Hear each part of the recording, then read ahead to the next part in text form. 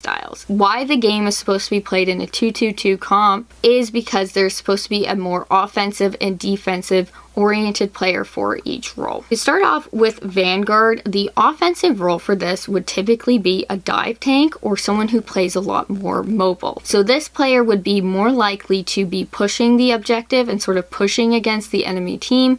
They would most likely have higher damage and also lower damage blocked, as they're more likely going to be focused on generating offense and pushing people away from the objective rather than, holding down, because holding down is actually the role of the defensive Vanguard. They're largely going to be staying on point or at least close nearby. They might be the ones peeling for the supports if the offensive Vanguard is not the dive character, because the dive has a lot of mobility, and especially if you're playing a character like Venom, you can get from the map in literal split seconds. Whereas I think if you're playing offensive defensive Vanguards that don't have that same mobility, I think it's more often that you're going to see the defensive Vanguard making that just because they're closer. I think overall they're going to have a little bit lower damage and higher damage blocked, and typically they are a shield tank, but there are sometimes as well that you might see a shield tank play the more offensive role. That sort of depends more on the player's personal playstyle and which characters they prefer. The Duelist is kind of the hardest one to measure whether or not it's offensive and defensive, because this role is the offensive role. The offensive Duelist is just going to be playing a lot more aggressively. They're going to be flanking more and often are going to have more deaths due to making riskier playing decisions. And in my opinion, this is the role where communicating with your team is most essential, because you're oftentimes going to be playing a lot of the game on your own, so you need to be communicating with your team, such as your supports, to tell them where you are going to be so that they can heal you,